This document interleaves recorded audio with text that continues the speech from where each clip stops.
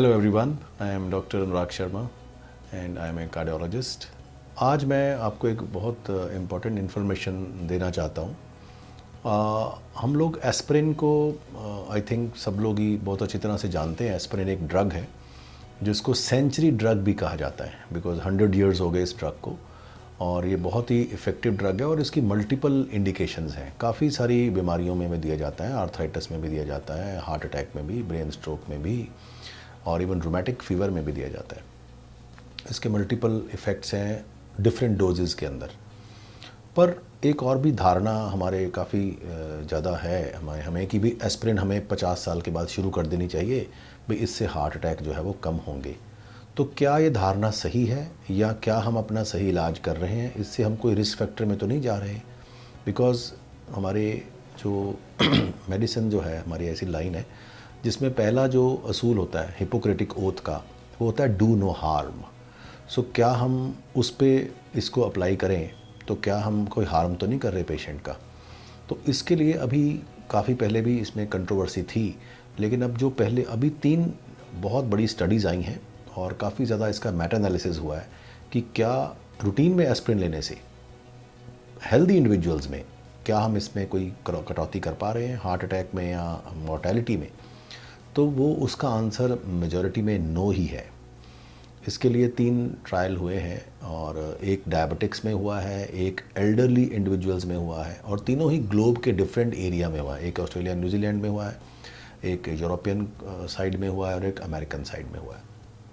सो आप ये समझ सकते हैं कि आलमोस्ट पूरी दुनिया को ही रिप्रेजेंट करा है इन तीनों ट्रायल्स ने। और तीनों ट्रायल में यही है कि हेल्दी इंडिविजुअल्स जो हैं, किसी में लो रिस्क पेशेंट थे, किसी में मॉडरेट रिस्क पेशेंट थे, पर देखा यही गया है कि ओवरऑल जो एक कॉन्सेप्ट था कि एस्पिरिन ले लो और बिल्कुल सेफ़ है, वो ऐसा नहीं है।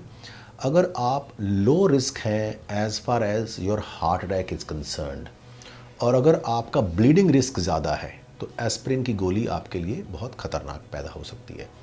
तो अगर मेटा एनालिसिस इसका देखें तो उसमें ये देखा गया है कि जो आपका इस्कीमिक इवेंट्स हैं वो रिलेटिवली सिर्फ 11% कम हुए, पर ब्लीडिंग रिस्क जो है वो 43% बढ़ गया।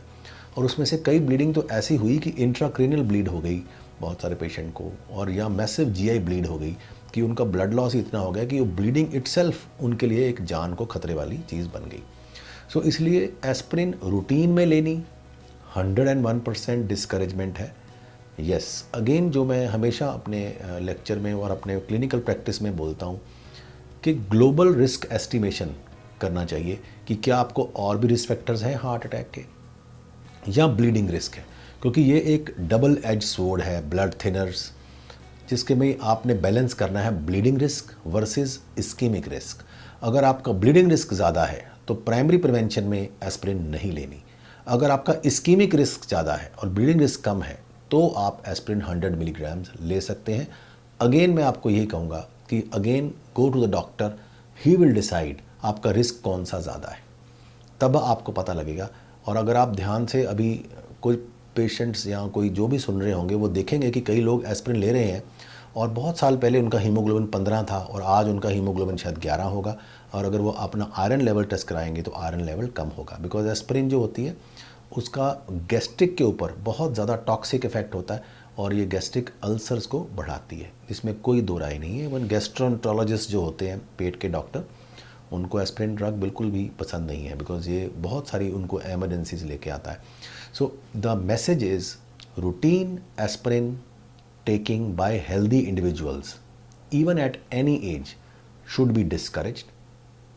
If you want that aspirin you want to take or not to take, you must consult a cardiologist who will assess your ischemic risk and bleeding risk and then maybe give you some alternatives, or maybe other things like lowering of your cholesterol and your other lifestyle modification will be actually doing much better job than the aspirin.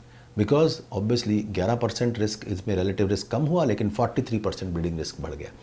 So it is very important to know कौन से drug कैसे लेने हैं, और मैं फिर वही principal को रिपीट करूँगा कि do no harm. So even doctors should also write this drug very carefully when you are prescribing aspirin in a patient who is otherwise very healthy, so because we don't have to increase the risk of bleeding. So thank you so much.